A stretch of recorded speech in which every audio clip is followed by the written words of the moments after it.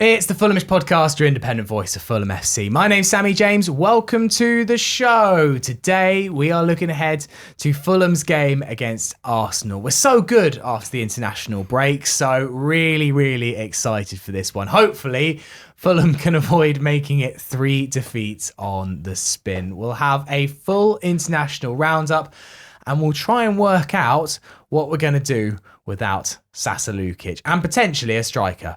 There's a lot going on to try and piece together. I'm joined as ever on the Thursday Club by Jack Collins. Hello. Hello, Sammy. How you doing? Yeah, good, thank you. And a special guest on Thursday Club today. Delighted. This is something that genuinely should have happened years ago, but we've got James Andrew, editor of FourFourTwo, and of course, big Fulham fan.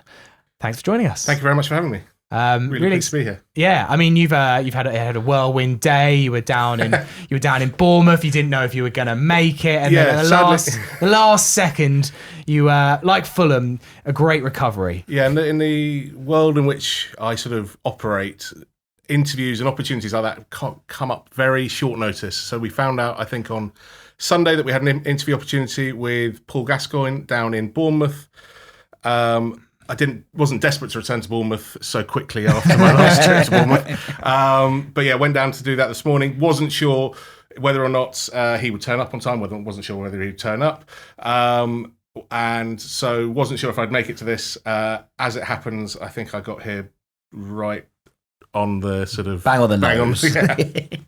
Bang on the money. So I'm very pleased to be here. Yeah, yes. And if you're watching this on YouTube, you might notice the Easter egg on the shelf, which is a football signed by Paul Gascoigne, which you didn't actually really ask him to sign. He just... No, so we took down a couple of props, including some old shirts and a football that I had lying around, and he literally walked into the room with a Sharpie and just was like, "Do you want me to sign this? Do you want me to sign this?" And so... I've ended up with a signed. He's been conditioned. I've ended up with a signed Paul Gascoigne football, which I'm very happy with. I'll make the most of that. And my colleague who took down like an original Italia 90 shirt, who I don't think wanted him to sign it. I think it was just potentially for him to wear for a photo shoot. Has got Paul Gascoigne's name in big, his autograph in big letters across the middle of it. So that won't be worn again. Yeah, I had a similar moment actually with a Fulham player in the summer. I was working on a radio show and we were interviewing, I wasn't interviewing, but the presenter was interviewing Alex Iwobi. So Alex Iwobi was there and some of the other producers and the presenter were like, "Oh, Sammy's a Fulham fan, he's going to ask for your autograph and all of this." And they made a bit of a joke to Alex as he walked in. And then he walked out and Alex and the PR lady he was with said, "Oh, did you want Alex to sign something?" And I didn't have a pen, anything to sign. And I was there like...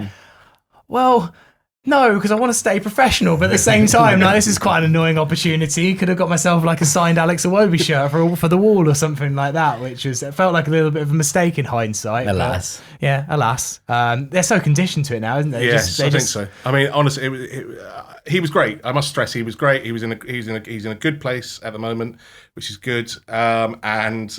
But it was just slightly odd, just literally watching him walk in and he said hello to everyone and was literally holding a Sharpie saying, "Do you want me to sign?" What do we sign? Well, it's great to have a signed Paul Gascoigne football for this episode on YouTube. Let's dive into a little bit of an international roundup. Full disclosure, we're recording this on Tuesday, not on Wednesday like we normally do. So there are a few fixtures that we've missed. Let's start off with someone that I've managed to watch actually both of their games in the last few days, which is Harry Wilson for Belgium. A tough international break for Wales. Obviously a 3-0 defeat at Wembley against England, and then a 4-2 defeat last night at the Cardiff City Stadium to Belgium. I felt like Harry really struggled to get any joy in the England game. Felt like he was a little bit better last night, but yeah, not his finest. Yeah, I mean, look, obviously he was pulled off at sort of 60 minutes or so in the England game, and Wales had barely made a dent in the game at that point, right? Like they grew into the second half, I thought, but he'd already been taken off the pitch at that point, so that's fine. And I think that given the friendly nature of that game, friendly is probably a stretch, but yeah. You know what I mean. I think that was fine. It felt like a bit of a conditioning test as much as anything else from Craig Bellamy's perspective for Wales. I thought he was lively against Belgium, playing in that central attacking midfield position again. This is where he's utilised most for Wales. It was a little bit unlucky, I thought, not to be on the score sheet last night. There were a couple of moments. He probably should have done better in the first half with one where he cuts back onto his left foot and sort of spoons it a little bit wide. There's a loose touch as well from a cross that he didn't think was going to make him. But in the second half, there's one where he's diving into the back post and it's actually a Mark Harris touch that takes it away from him, and a couple of kind of layoffs that just not into his path for him to take the strike. So I thought it was a lively kind of 90-odd minutes or so from Harry. And generally, even in a Wales side that lost that game, I thought they gave a good account of themselves against Belgium, and I thought that he was, a lively spark in the middle of it all. And you were at Wembley for the game against England. As Jack said, it wasn't massively one that he wrote any headlines for. No, I think Craig Bellamy asked for that game, didn't he? He wants to test his Wales team against better opposition than, just playing in these qualifiers. And with Belgium coming up, it kind of made sense to play England, I guess. But yeah, I think Jack's right. They didn't do much. And England had the game wrapped up in 20 minutes, I think it was.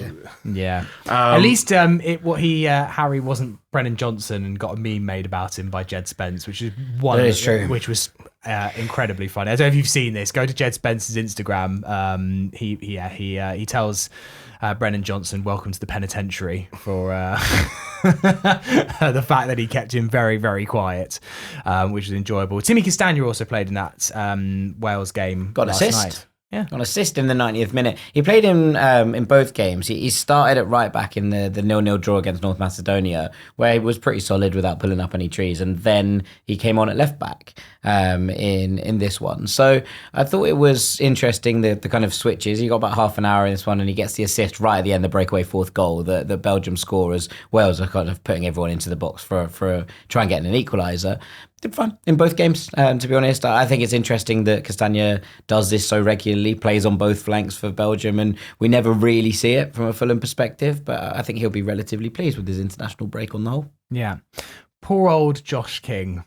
What's he got to do to catch a break? Another disallowed goal for him. A lovely goal as well. I feel he was half a mile offside, but yeah. Yeah. This one. We're not getting a VAR apology on this. This was very much justified. I just feel like the kid can't catch a break at the moment. But I think he's done well, though. I have to say, just to be clear, I didn't see the under-21 games. I know they were on YouTube, weren't they? But by reading Lee Carsley's comments this morning, he's impressed in his first under-21 camp, which is very good to see. Came off the bench in the... did he win the penalty, I think, the other night? And then he started last night. So, Lee Carsley's comments were glowing, I would say. And he, knows a thing or two about young players, having done quite well with the under-21 so far. So, it's encouraging, I'd say. Yeah, well, I think quite a lot more on Josh King as the podcast goes on, for sure, and his position potentially in the with Sasa Lukic out. Quickly, just to touch on a few more international players. The Nigerian boys have had a hair-raising international break. Lively. An emergency landing because was it the windshield broke, I believe, on their plane. Value Jet. Yeah, not great vibes, I'll be honest, especially with the World Cup qualifier on the line. Like, as you say, we're recording this before that game against Benin, which is pretty much a shootout. They need to win that game and hope that South Africa get held against Rwanda, I think it is. And if they do that, then they'll go through as group winners. If not, then they are the only team that can still go through the CAF playoffs. So basically, if they, whoever comes second in this group, it's only Nigeria who can come second and end up in the actual playoffs. So they need a big win today, and fingers crossed for them. The first game, they won 2-1 against Lesotho, I believe, and Alex Iwobi and Calvin Bassey both started. Chukwueze came off the bench for the last 25 minutes or so. So yeah, they're all getting minutes, and a big one to come. So I'm sure we'll touch on it next week if they've managed to qualify. What is it with Nigeria, though? Like, they gave that Bassey and Iwobi were also... weren't held hostage in the airport, were they? But that was the one where they were travelling between games and the authority basically made them wait. That was because the home, that was a two-legged affair, wasn't it? And it was the home federation basically like, plane can't take off. They're like, there's other planes taking off. Like that one was less great, I think. This one feels like an accident. I don't think that one. Yeah. No, I think hearing a plane that's making an emergency landing, I think that's right up there with my biggest fears. I would absolutely not be a fan of that at the moment at all. I mean, is there a chance that you didn't know as a passenger. But what if they were just like, you're halfway through to your destination, you're like halfway across the Atlantic Ocean, you're like, please put on your seatbelts, we have to make a landing. Like, where? Yeah, but like, you wouldn't necessarily, maybe just blissful ignorance. If you were a complete plane nerd, you might be like, this is a bit sooner than I thought. But I don't know, mate. I feel like you'd know if you had to make an emergency. They'd be like, there's no like, the seatbelt signs will go on in 1 minute. It's like, get in your seat now. We'll need to wait for the actual story. We'll ask them. But next time you meet Alex Iwobi in a radio studio, you can ask him. Yeah, I won't be like, can I have this shirt autographed? I'll be like, tell me about all of the hair-raising travel that you've had to do with Nigeria. A few other players to touch on. Joachim Andersen. Scored a goal. Scored a goal from a corner. Come on. Unbelievable scenes. Denmark have been very good. He got 45 minutes against Belarus in a 6-0 win. And then he played the full 90 against Greece in a big game for Denmark. Shootout now at the top of that group between Denmark and Scotland for the automatic qualification spot. Really good header from Andersen, really good corner. That has been very accomplished and well put together over the course of this international break for Denmark. Yeah, and Sander Berge once again played in another very high game without either a goal or I still enjoy that he somehow managed to play in an 11-1 and didn't either get a goal or an assist. And now he's been part of a 5-0 win against Israel. No goal, no assist. Classic Sander. Going to the World Cup though, right? Yeah, they'll be there, I think. It would take something pretty monstrous for them to be overturned on the goal difference advantage and differential that they've got over Italy. I think it's 17 or something like that. So it really would take something quite special for Italy to overhaul that one. So I think Sander is going to be at the World Cup, assuming Norway win out, which feels reasonable. They play again today against New Zealand in a friendly, but I think that's going to matter slightly a lot less. What I like about Sander in this Norway side is that sometimes he plays in a one and kind of the base on his own as a 6, and sometimes he plays in a double pivot. And I wonder if something we'll talk about a little bit later with the way that Fulham set up and, in the absence of Sasha Lukic. But yeah, it was pretty comfortable and pretty well put together. Israel didn't score, 5-0 win. Erling Haaland got a hat-trick and missed 2 penalties. The usual kind of shebang, I suppose. Yeah, again, Sanders, someone that's going to come up in the midfield discussion for sure. A little honourable mention, maybe just for Luke de Fougerolles. He didn't have the best of times against Australia. He came off the bench with Derek Cornelius, who was playing quite well. And then 2 minutes after he came off the bench, Australia scored the only goal of the game through Nestri Irankunda, who is now at Watford. It wasn't necessarily his fault, I would probably add, but it was it's not ideal when you come onto the pitch as a defender and 2 minutes later the opposition scored the only goal. So he's learning, and there's lots to like about his performances for Canada, but they're just having a bit of a wobble at the moment. Let's hope they can turn that around. Okay, let's come on to, I think, a key talking point, though. Someone who didn't play, although they did go on international duty, is Antonee Robinson. I was surprised to see him go on international duty, in all honesty. But I kind of get it, I guess, as there's an element of, whilst he is recovering from injury, he has been playing some minutes for Fulham, and whilst I'm pretty sure Antonee would be fairly sure of his starting place come the World Cup, I think it would be difficult for him if he didn't go to any of the remaining camps and then hope to just kind of go to the World Cup and start left back. He needs to be at least, he would have felt, I can understand, he would need to be at camp a few times in order to, not just to make the squad, but to be a key part of it and feel like he's contributing. But he hasn't played any minutes. Obviously, the US haven't played their second game yet. Pochettino... He won't be played. No. Pochettino said Antonee is, from the beginning of the camp, he's had some small issues with his knee, a little bit of pain. We are managing him in the best way, but he still cannot be involved in training, and for sure, tomorrow cannot be involved in the game. I hope that it's not an important thing, but can come back to his club and be normal there in training. So I was reading that literally as verbatim as it was written down, so wasn't 100% perfect English. I really am baffled by what's going on with Antonee, in all honesty. He played that 90 minutes against Cambridge, so I'm like, okay, Antonee Robinson's back. But then we haven't seen him since. There's been kind of some debate about whether it's because Ryan Sessegnon's keeping him out the side. I think there's an element of Ryan Sessegnon's playing well at left back, but we all know that Antonee brings an awful lot to this side, and Sessegnon could be used potentially elsewhere. I'm slightly concerned that he's obviously had this surgery in the summer and it's obviously not fixed it. And I'm starting to, at the start of the season, I was like, oh, well, it might just be a couple of games. He's recovering from the surgery. He'll still be ready for kind of October. Now I'm like, is this a longer term issue? Are we not going to be seeing much of Antonee Robinson all season? Because that's a big, big blow. Yeah, I mean, I think Cess has been great, but I think a fully fit or even a 75% fit Antonee Robinson starts for Fulham. Yeah. And he makes Fulham better, doesn't he, on that left-hand side? It is definitely a concern. I agree with you. I thought he was sort of being eased back from his surgery over the summer. And when he played that full 90 minutes again in that game, I wish I could forget, against Cambridge, it looked like he would start at the weekend, and I don't think he was even in the squad. No, he wasn't in the squad for Villa. No.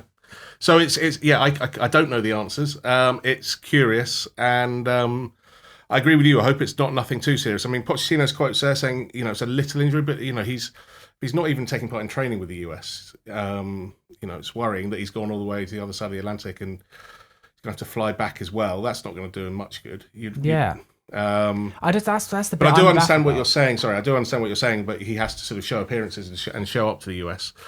But from a Fulham point of view, I guess we'll find out later this week when Marco does his press conference. Yeah, it's a huge question, Jack, isn't it? Because I just can't see that prognosis. And this is obviously, it's not like an impact injury that he got and he just needs a couple of weeks of rest. Like, he's had lots of rest.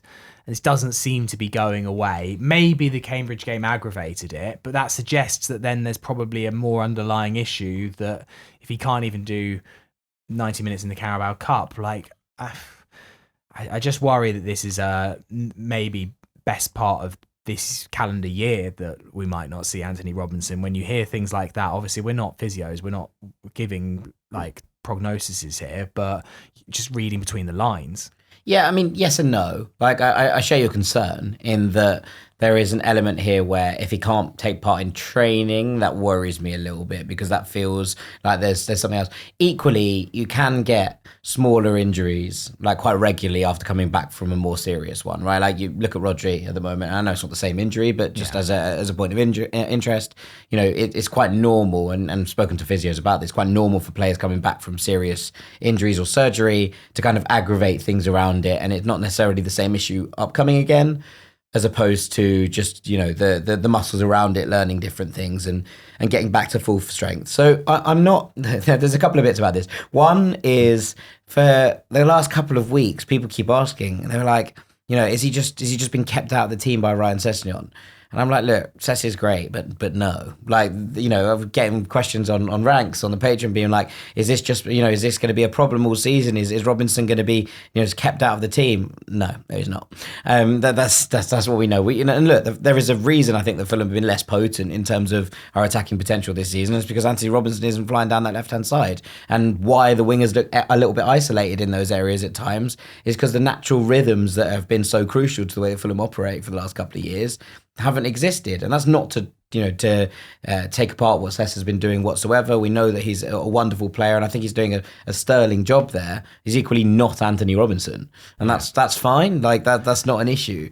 But I do think that there is something going on here, and I think it's probably the fact that Fulham played him in the Carabao Cup game, as James rightly points out, is, I think, something to do with probably intensity, right? Like the fact that we play that game and we make a few bits kind of put together, and you look at it and you say, okay, if that game had been really intense, if Antonee Robinson was being worked left, right and centre by the Cambridge winger, I think they would have taken him off at 60 minutes. I think the fact that it wasn't a particularly high intensity game, even if it was a frustrating one from our perspective, probably allowed them to kind of let him run 90 minutes without necessarily worrying about how much he was having to put in at that point. So I think that there are a couple of different avenues that this might proceed in. I'm hopeful that it is just an aggravation off the base of what was a more serious injury, and that they're just being careful with him. But I think that there is a world, where we don't see him very much until the back half of the season. I would say to you on your point about where does he fit in? And I know he has to go to the camps, etc. Like the other options at left back have not been particularly convincing from a USMNT perspective. Max Arfston has done okay, but I think defensively lacks quite a lot of the anticipation that Antonee Robinson has. He lacks that recovery pace in the same way. There is pretty much no doubt in my mind, covering a lot of the USMNT, that if Antonee Robinson is fit, no matter how much he's played in the season, Antonee Robinson starts for the US, at the World Cup. If he's coming off 3 games, I think he starts. It's like 2 or 3 players, Tyler Adams, Antonee Robinson. It doesn't really matter how much they play. If they're there and they're available, they start for the US when it comes to the World Cup. So I don't think he needs to worry about that quite as much, even if Pochettino is making a point of being like, other players are getting a go. I'm not saying, though, that Anthony's probably worried for his spot. I think, though, that this is... and completely. I think it's also enough. good to show up. Well, I just think this is the biggest tournament of Anthony's life by a mile. Because it's the World Cup, but it's a home World Cup. You will not get the chance to do this again. It's like representing the Lions or something like that. You will not get the chance to play for your country again at a home World Cup. Yeah. And so even if it's not, I'm going because I'm worried that my left back spot's going to be taken, probably not a bad attitude to have, that no one's place is guaranteed, probably just generally as a professional. Sure. But even if he knows deep down, like, I probably got the starting berth, he's probably thinking, I want to be making sure that I'm gelling with everyone in the squad, that people aren't forgetting me, that I'm just a part of it. I'm seeing what's going on in training, feeling also, all of that. He'll be aware of the conversations that were taking place around the US in the summer. And at the time, talking about it on the radio there, people going, the X, Y, Z they're not there, they're not playing. Christian Pulisic has pulled out, Weston McKennie's on Juventus duty, Robinson's injured. And at the same time, they were looking north of the border and seeing Alphonso Davies in the stands for Canada games when he wasn't able to play, and thinking, well, that's a team, they're building something there. I think he will be more than aware of some of that noise, so that even if he's not playing, being in the camp is something that will bring him kudos within the US media landscape. And that's probably sensible from his perspective, as far as I'm concerned. Yeah, and like totally understandable. Obviously, yes, I'm sure like Fulham comes first in all our lives, and I'm sure like players will take decisions not to go on international duty. But I think you can understand in the build-up, in the season before a World Cup, that suddenly players start taking international football, James, like an awful lot more seriously in every respect. And throughout the season, we're going to have 5 or 6 players who will be thinking, not only do I want to avoid injury just because I want to avoid injury, I want to avoid injury or anything going wrong because I've got a World Cup at the end of it, and that's so important to me. Yeah, if you look back to the last World Cup, the World Cup in Qatar, when Harry Wilson got injured at the beginning of the season, and then it felt like he was just trying to build up for that mid-season World Cup, and he never quite got ready. Yeah, and I'm not saying Antonee Robinson will be looking at that and thinking, I don't want that to happen to me, but as you said, it's a massive World Cup for him. It's a home World Cup. I think being a Premier League player, he'll be one of the poster boys for the US team. And yeah, he will want to do everything he can. And I agree with Jack's point about being around the camp and just good optics really, and it makes sense. But yeah, from a Fulham point of view, let's hope it's not too serious. And from a Fulham and US point of view, he's back playing and doing what we know he can do, and helping us on that left hand side. Yeah. All right. We'll take a break there. We'll leave that for the international roundup. Next, we'll preview Arsenal at the Cottage on Saturday. Part 2 of the Fulhamish podcast. It's Sammy here on the Thursday Club with Jack and James. Jack, obviously we talked in part 1 at length about the dangers of flying. Yes. As proven by the Nigeria boys.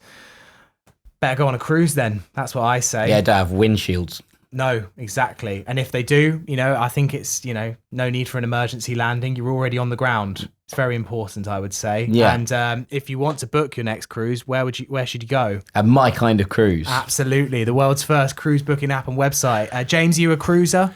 I have never been on a cruise, okay. But... if you did. Oh, if I did? Well, yeah. My Kind of Cruise is the place to go to. They have unbeatable prices. Very easy to use. Deposits as little as £1, and you can compare all the different cruises from around the world. You can get on a plane and go on a cruise, but also you can that would defeat the point of this entire intro. It would. But yeah, so maybe just best to pick one from Southampton and go to the Caribbean or somewhere fun like that. Obviously, winter's coming, but cruising, you can go anywhere in the world. So if you are a seasoned cruiser or you're thinking about your first voyage like James, go to My Kind of Cruise, founded by a fellow Fulham fan. Download the app now from the Apple or Google Play Store, or head over to mykindofcruise.com and use the code Fulhamish and you'll get an exclusive discount on your very, very safe cruise. Right, let's dive into Arsenal on Saturday, 5:30 kickoff at the Cottage. Jack, have we got any reason to feel confident? Not really, no. Yes. Look, last year Arsenal were a very good side, and Fulham, got the better of them in terms of getting points off them. So, did we get the better of them? I felt like we were a little bit lucky to get a point at the Cottage, and we were valiant at the Emirates, but obviously just lost. Yeah, but as in we took points off Arsenal last season. We also took points off Liverpool last season, who were much better than Arsenal last season. Yeah. This Fulham side is a bizarre one in that just as they kind of, lure you out, but they drag you back in again. You get fined. You're like, 2 losses in a row. Looking at these next 2 games, going Arsenal, Newcastle away, and you're thinking, oh, that could be really ugly.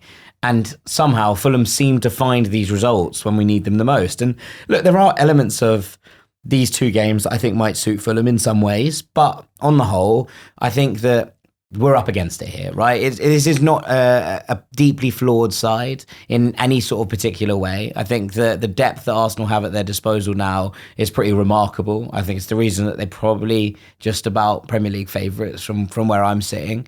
And, this is a much stronger squad and selection and depth than they had last year. So, yes, Martin Odegaard's out. That's a blow for them. Is it as much of a blow as it would have been last season? No.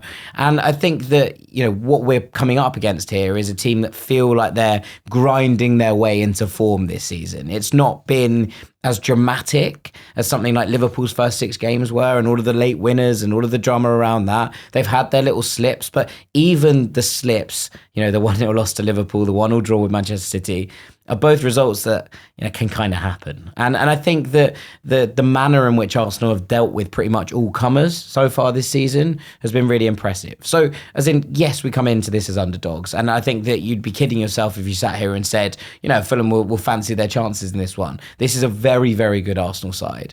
But it have been games like this, weird situations where Fulham thought they might be in the middle of a crisis, in inverted commas, and found results to kind of pull ourselves back into, that period of being like, oh, wow, we nicked points off X, Y, and Z. So I don't think it's a write-off. I don't think it's a game that you go into thinking, oh, there's no way we get absolutely anything out of Arsenal. But I do think it would be, basically not true to come out and say that I fancy us to get loads of points. Well, look, James, last time we lost at Bournemouth was 2 seasons ago. We were on a run of 2 defeats on the spin. 2-1 victory against Arsenal back at Craven Cottage when no one expected us to. So, and before that game, we lost to a team in claret and blue, if I remember rightly. Very good, very good. I saw that on social media. I agree with Jack. You never know with this Fulham team. You look at the next 2 games, Arsenal at home, Newcastle away, and you think, yeah, it's going to be very difficult to get anything from these 2 games. But you just don't know. It'll be under the lights. It'll be dark at 5:30. That does bring out the best in the Fulham crowd, I think. Yeah. Apart from Cambridge. And that's right. We won't all be sat in the Riverside this time. Yeah. And yeah, we got the draw last season and we beat them 2 seasons ago, didn't we? They are frighteningly good, I think, this season. The way they've gone and spent in the transfer window, I think that any kind of holes they sort of had, they've plugged those holes this season. Eze is an exciting player, Gyökeres. And the games that they need to win the title, I know we're not really we're not an Arsenal podcast here, but it's beating West Ham, it's beating Fulham, it's beating Aston Villa. Those are the sort of games that they were dropping points. Yeah. They beat West Ham last time, I think, quite comfortably. Yeah. And, if they beat us, then, if you're an Arsenal fan, you'd think that these are the games that you need to win to go on and win the title. So it's going to be hard, but I've just got a sneaking feeling we're not going to lose 4 games in a row. Yeah, and I agree with that. I have a feeling like that. Just Silva doesn't let this happen, even if there's just a draw in there, just to stop. I think there's two things true in life. Fulham don't win 3 in a row, and we don't tend to lose 3 in a row. Obviously, I'd like that to be broken in one way, and I'd like us to keep up the record in another. I think Can't have it both ways, mate. Yeah, I know.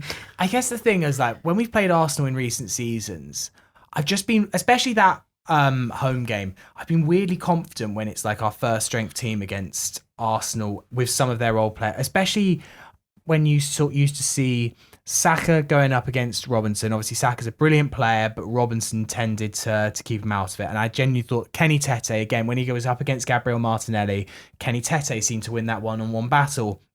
And then quite often there wasn't much in the middle. One season we played against Eddie Nketiah up front, who obviously is banging them in now, but was nowhere near as confident at the time. And I can't even remember who played up front last. I think it may have been Jesus who played up front for them last year, but I can't 100% remember. And I was just looking at that thinking, I don't see you scoring that many goals against us. Obviously now things have changed. They've got extra personnel in there. And that's the worry for me. And also Fulham have obviously got injuries. Yes. And I like Timmy Castagne. I think he's a good right back. Do I back him to always, get the better of his winger, especially a top winger? Not necessarily. Ryan Sessegnon, I think, is having a fine season at left back, but up against Bukayo Saka, am I 100% confident that in the way I kind of was with Antonee Robinson in order to shut him down? No, I'm not. So I think there's a lot of changes, and there's been changes from the Arsenal point of view.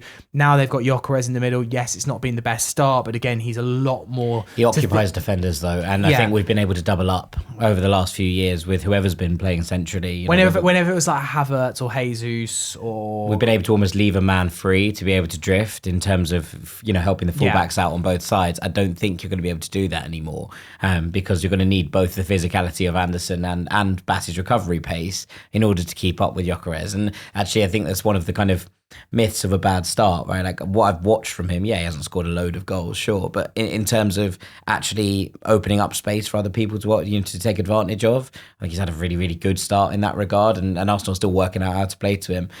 Again, I want to be too hot on this because I think it's there are plenty of things, but if you'd said to me, in any game, never mind against a team that I think that might well go and win the title, that Fulham are going to probably be missing their first choice 2 fullbacks, a central midfielder who's a key element of it, and a number 9, I don't fancy our chances against most teams in that configuration, right? Never mind this strong in Arsenal. Yeah, and that I think that's the key thing, James, is Fulham are so depleted. I want to come on to Fulham more than I want to really discuss. Look, Arsenal are good, right? The centre back pairing is, we're gonna be lucky to score a goal.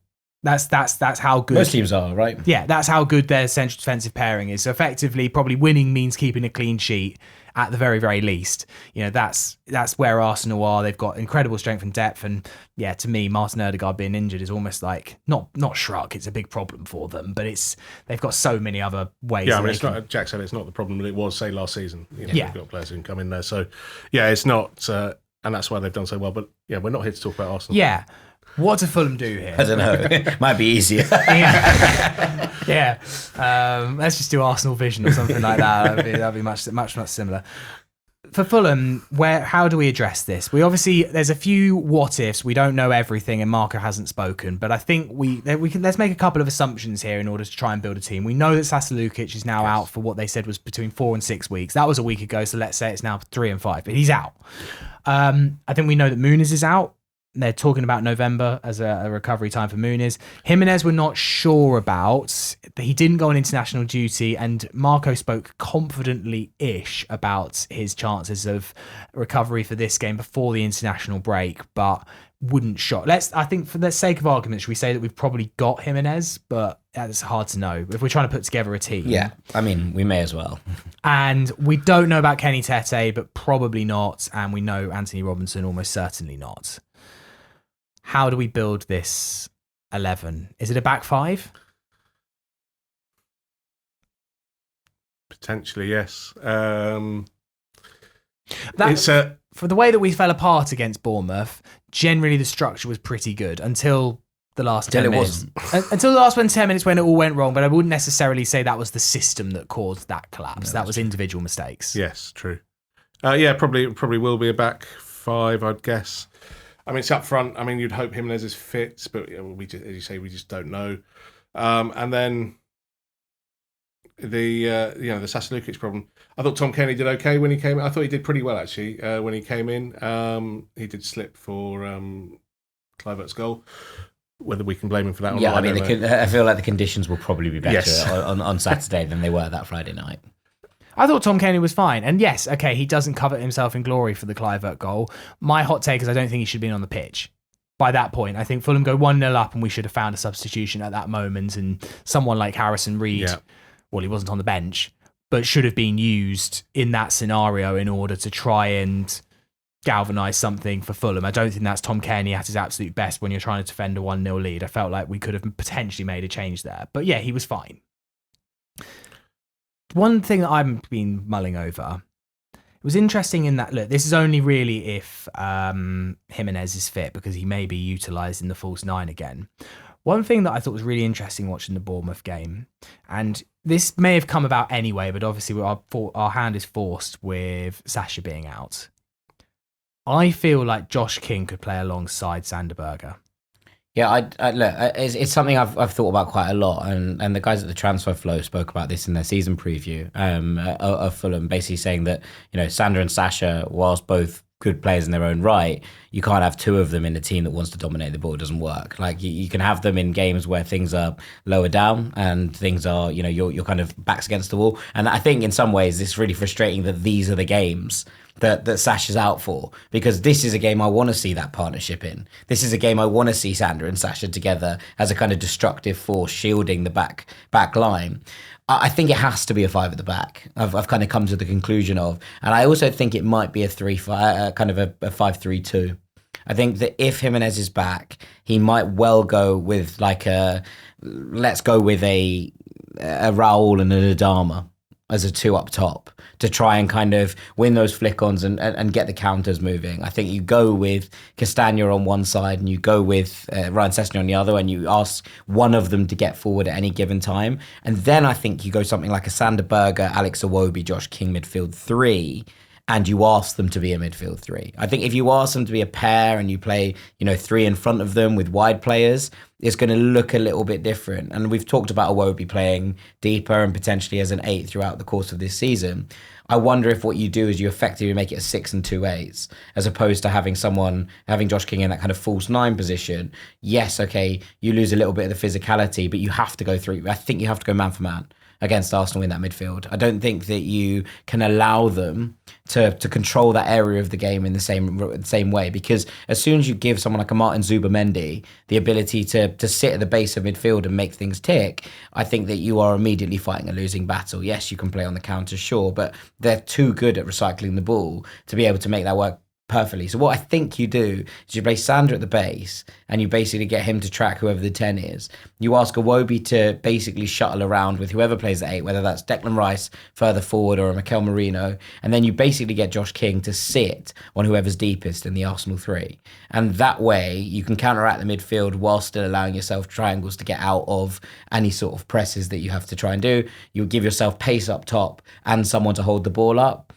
I think it's probably the only solution, if I'm honest. My problem with it is why I don't think Marco would go for it is I don't think there's very much width to that team. Of course, you've got the fullbacks, but neither are massive. Well, look, Sessegnon's obviously a good attacker, but I don't think he's a flying fullback necessarily. I think it's more likely to be if it's the same.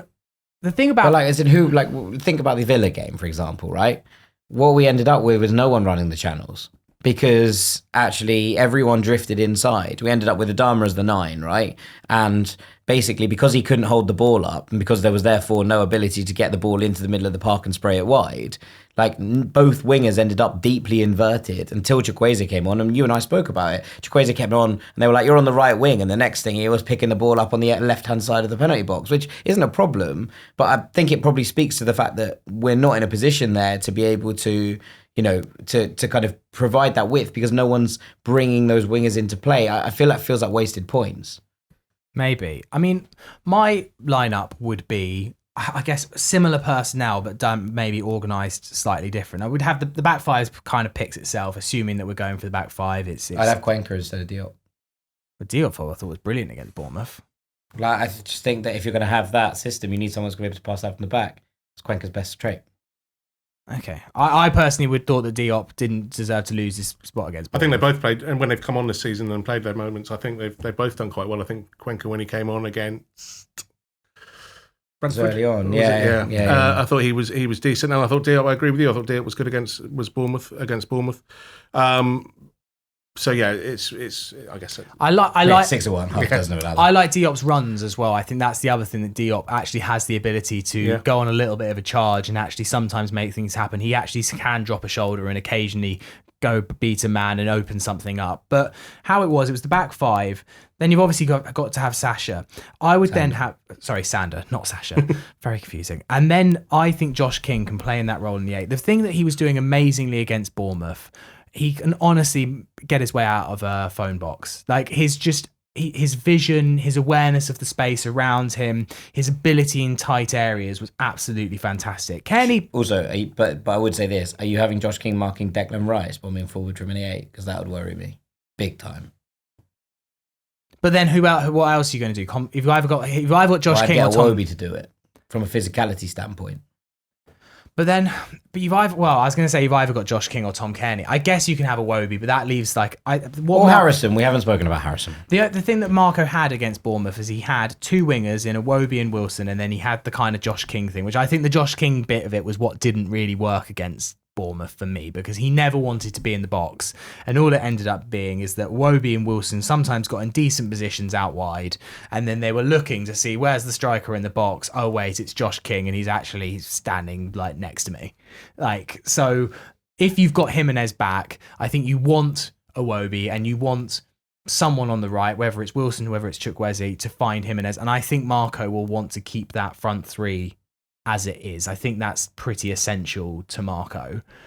You need a way in order to get Josh King into this side. So put Josh King in the Tom Cairney role, because I think one thing for me, James, is that against Bournemouth, and again, I'm almost having to caveat this with the last 10 minutes we fell apart, but the system sort of worked. We were pretty effective with Tom Cairney in that role. I just wonder if Josh King could be the player to do, at least for the first 60 minutes, can do that role instead of Cairney. Yeah, I agree. I think against Bournemouth, I think once we got through the first 20 minutes, which was quite a tough watch. Yeah.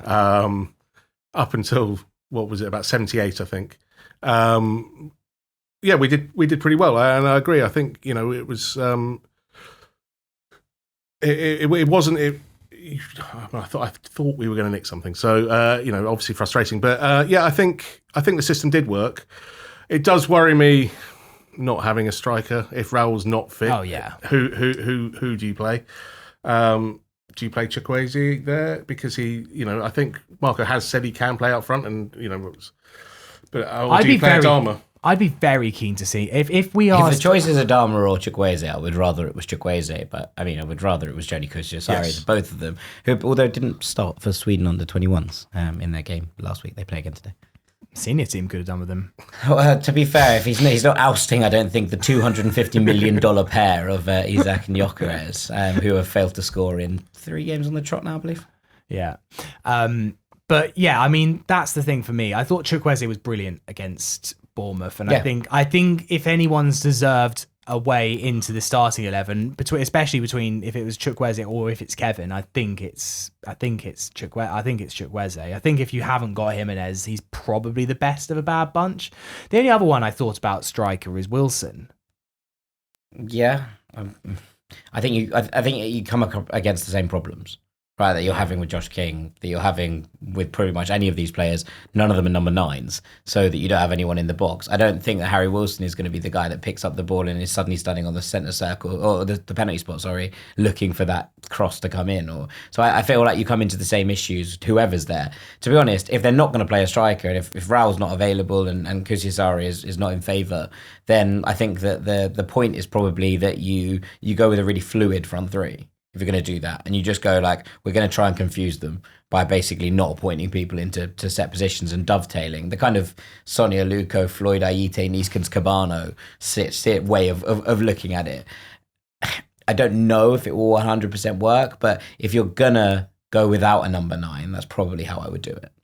Yeah. I guess the only thing to be said, back to your point of like wanting to try and match them in midfield, the only thing that Josh King as a false nine, although gave us very little attacking impetus, Gives you the extra man. it did give us the extra man in midfield, and then you kind of had a Wobie and Wilson as the highest wide forwards as opposed to nines. But then I think that's the thing for me, is if you're going to go wide forward, again, trying to like back for Chukwueze here, I just don't think it didn't suit Wilson at all, that role against Bournemouth. I thought he really, really struggled. So maybe Chukwueze does better in that role.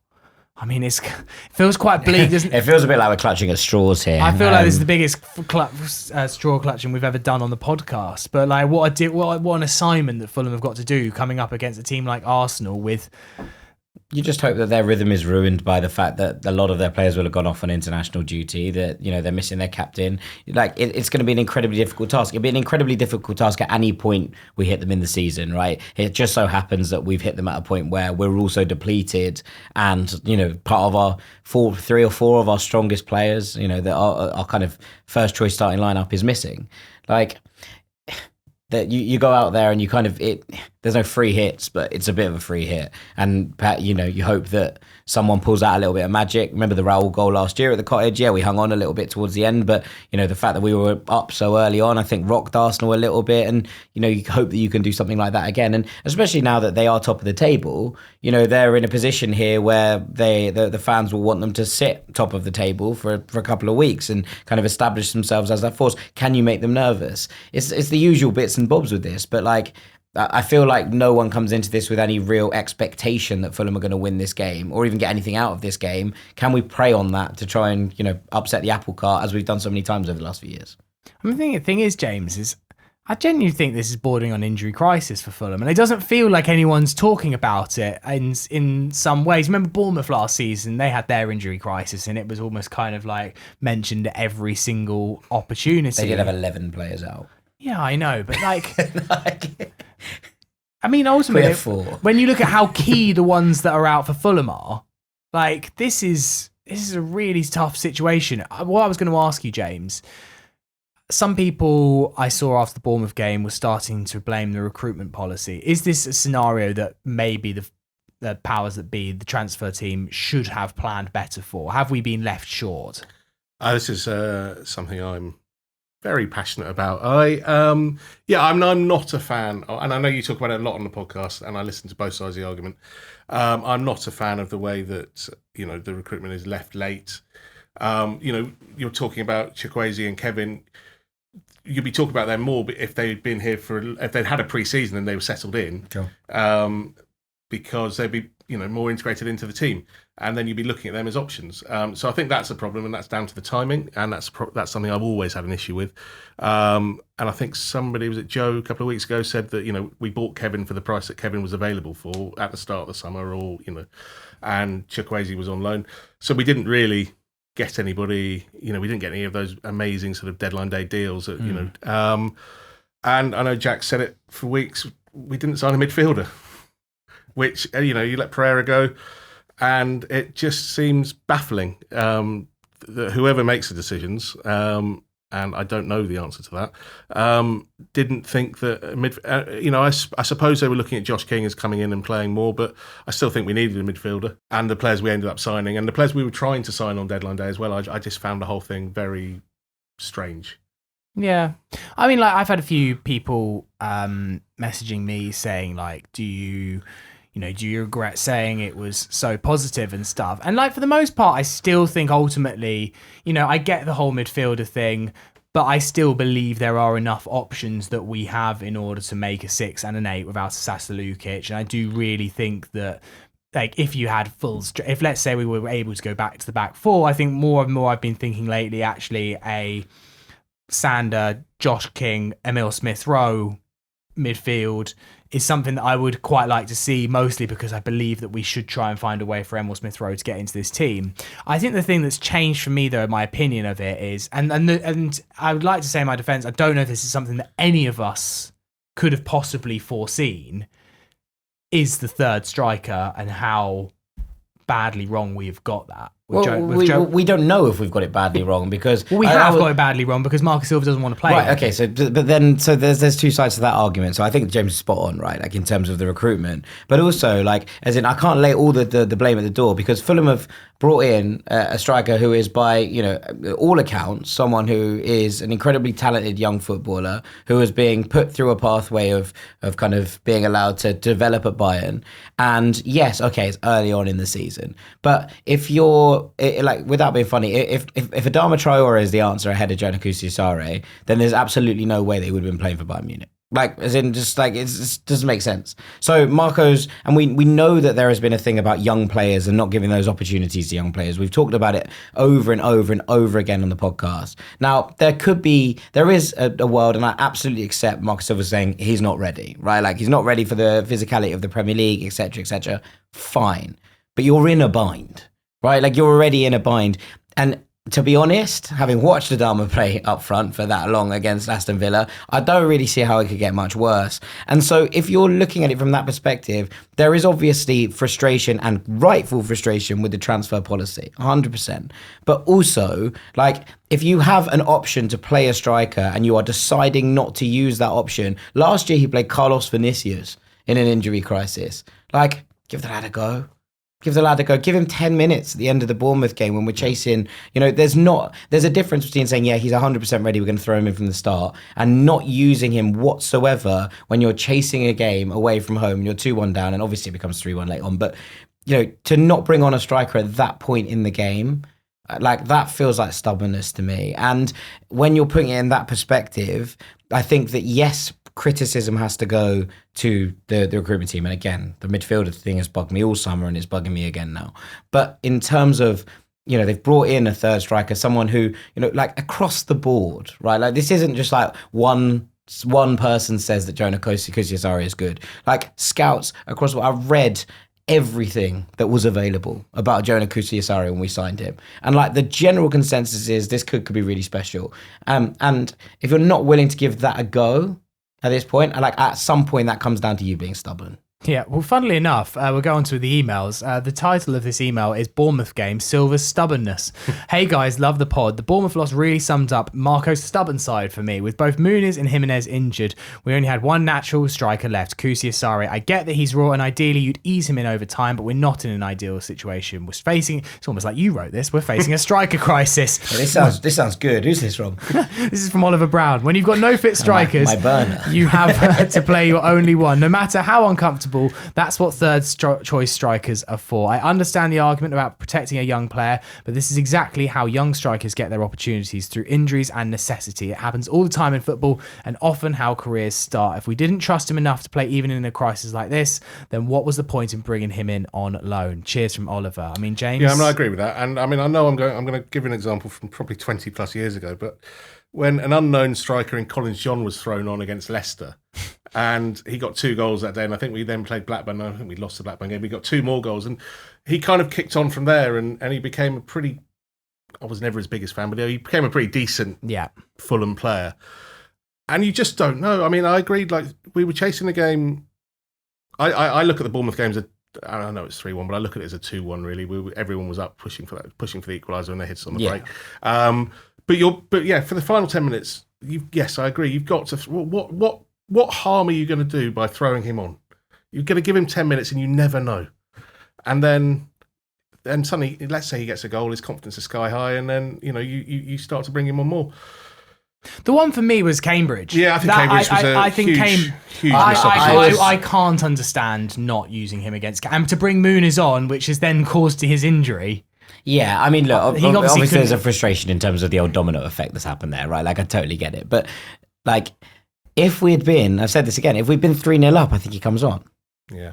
Like, the fact is that the rest of the team have let him down there in some ways with the performance they put in against Cambridge. Because if that game was comfortable, I think that he does get the opportunity. I think the fact that it wasn't comfortable, and Marco, as you've rightly pointed out, down the years, really loves cup competitions and wants to win a cup with Fulham, like, he can't risk getting knocked out at home by Cambridge. It's 1-1 there, and it's on penalties, and it's anybody's guess. So, like, I think that in that regard, he's been let down by his teammates in some regard for the performance they put in against that Cambridge United side. Yeah. I don't see him getting anywhere near the starting 11 for Wickham either. I mean, I think we're now too far into the competition for there to be a risk. We're too close to the really exciting stages of that competition. You might have to, though. There might be no one else. When literally we need Kusiasari in order to put 11 players on the pitch, like maybe at that point We're gonna get a strike pairing of him and Aaron Lupalo B. Yeah, Benjamin Lecomte on the right wing. Get your tin hats out for this email from Andrew Stevens. Says, Dear Fulhamish, I might be barking up the wrong tree, always a good start, or just plain old barking mad, but I can't help think Marco is maybe trying to get himself the sack.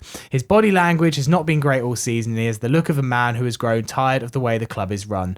I think this is being brought to head by the refusal to play the third choice striker he clearly never wanted. I can easily see us losing the next 2 games, potentially heavily, and the club get jittery and getting shot of him, especially as he won't commit to a new contract, if indeed one is on offer. I hope I'm wrong, but I have a very bad feeling about this. Keep up the good work from Andrew. Sorry, I was a bit mean about the tin hat theory, but I mean, there is an element, obviously, I don't really believe, James, that Marco's ever going to try and get himself a sack. I don't think he's trying to get himself a sack. I don't think he's satisfied, and I don't think he's really trying to hide that when he speaks to the press. I think everyone was waiting in the summer to see, when's he going to speak? When's he going to, when are we going to hear from him? And we did finally hear from him. He's been, and all through and the beginning of the season, he's been very honest about, he wanted signings earlier and he wanted certain signings. The contract one is peculiar. I don't know what's going on there. You would hope that there's some sort of succession planning, whether it's a contract in the offing. Shahid Khan should be over this week, you would assume, because the Jaguars play at Wembley on Sunday. So you would assume he'll be at the Arsenal game and he'll be over in London this week. Is this a week that, a contract's put in front of him? I have no idea. I don't know. But, I mean, I was told Christmas time last year by someone that they weren't expecting him to... They were expecting him to see out his contract, but maybe not sign a new one. The scary thing there, as I said, is succession planning. Fulham haven't shown themselves to do that when it comes to footballers. So will they be able to do it when it comes to managers? I hope they can, and I hope they've got someone up their sleeve. But I don't know what's going on. I don't think he's trying to get himself a sack, though. No. I think that's probably spot on from James. Like, as in, the only reason, and I actually do kind of see where Andrew's coming from on that one. The only reason is that there's no real point him getting himself the sack. He walks away from this contract at the end. He'd only be paid out the contract anyway, right? Like, so if he was sacked, he walks away at the end of the season. There's no huge jobs on the market right now that are available. And that might change, and maybe that does change, and he's approached, fine, whatever. But like at the end of the season, he'll probably have his pick of where he wants to go next, and there will be multiple clubs and multiple offers on the table for Marco Silva as things change. And I think that right now would make no sense. I think him bowing out, with a sensible, safe season at Fulham where he keeps our heads above water and potentially tries to win that cup and would make himself the greatest manager in the club's history by doing so, just as Glasner has at Palace, is a relative, thing that he is within reach and is attainable. I don't understand why he would force his way out at this point when he knows he walks away and has the kind of options in the summer. And a sacking is still a sacking on your CV, right? It never looks good no matter what the circumstances. Yeah, he's done enough that wouldn't matter. No. But I think that there's no real there's no gain in it, basically. No, I think that probably my guess is that Marco is at the point of his time at the club where he's not here to make friends anymore. That's the thing. He's not here to keep up appearances. He's here probably, not saying that he's got any less motivation to do well. I think there's probably almost steely determination to just, I want to do the best that I can this season. I want to make history. I want to do something historic with this football club. And probably I just want to get the hell out of here. And I want a new challenge. He probably, it's in his own interest for, probably it is a cup. I think he probably knows that something special might not get done in the league, but it's in his interests, right? I don't think he's thrown in the towel as potentially suggested. No, I definitely don't think he's throwing in the towel or would do that. But I think maybe after 3 seasons of stability, maybe this was a season he thought this is a season to push on, and we just haven't done that in terms of the transfers, I would say. And maybe that's where his frustration comes. But do you think that plays into his contract stuff, James? As in, something we've discussed before, the lack of doing business as he wants business to be done is not the place you go to with your manager who you want to stay with 12 months left on their contract. Yeah, I do wonder that. I do wonder whether or not the club are just sort of going, well, what do we have to do this season to get to next season and our new manager, whoever that new manager may be, if that's the way that the club goes. And was bringing in 3 outfield players, the minimum that was needed this season to keep us where we are, or maybe give us that run in the cup. Because you're right, it is a cup. I mean, we had aspirations of breaking into Europe last season, and then it sort of fell away around March, as it tends to do. But no, I think the cup. I mean, we've been 1 game from Wembley for the last 3 seasons in both in each of the competitions. So, with Wycombe away, it's a everything that can go our way that is out of our control has gone our way in this Carabao Cup draw. If I'm Marco Silva, I'm looking at that and putting everything into the Carabao Cup. I know I am mentally. I know that doesn't really mean much, but I mean, I'm a bit like the next 2 league games. I guess it's just it does feel a bit like a free hit. That Wycombe game though feels like massive because the opportunity has opened up. Final email. This one's just a bit of fun, but I thought a little bit of a continuation from This Will Catch On. If you haven't listened to it, it's a lot of fun, a lot of silly songs, but some brilliant ones. Patrick Scott says, "Hi everyone, loved the This Will Catch On pod this morning, particularly Oliver's beautiful cover of Stars. It wasn't just Elizabeth who was weeping during that one, let me tell you. I am the composer and performer of Now Go Home last season. I appreciate mine is significantly worse than the other 2 Les Mis options, but if the 2 other lads are down, I'd be up for coming over from Belfast for the next live show and putting on a live mini musical with the fellas. Let's make it happen." I also enjoyed that Paddy wrote, I'd be steaming over from Belfast. Yeah. I must admit, I thought Crucial. I actually thought that was a typo. I thought he said streaming over from Belfast. He becomes steaming in. Yeah. I mean, look, it is the much talked about Fulhamish the musical. Yeah. I'm in. Sold. Let's get the rest of the lads in. I actually think, there's some parts of Fulhamish the musical could mean that we don't reach the 10-year anniversary. I think that could be the cancellation of Fulhamish if it got out there. Yeah, I think probably that's true. But anyway, it'd be fun. It would be a fun Let's go out in a blaze of glory. It would be a real blaze of glory. A musical glory. What a pod today. Thank you both for being here. Thank you James, very much. what a debut. Thank you very much. Welcome back anytime. Thank you. And Jack Collins, thank you. Yeah, as usual. Thanks a million. You're welcome back anytime too. You have to have me back. Yeah, You've got no podcast without. It'll just be me on next week's Thursday Club. Thanks for listening, or thanks for watching. Have a good weekend. Hopefully we can make an upset with our limited amount of players available. You whites. You whites.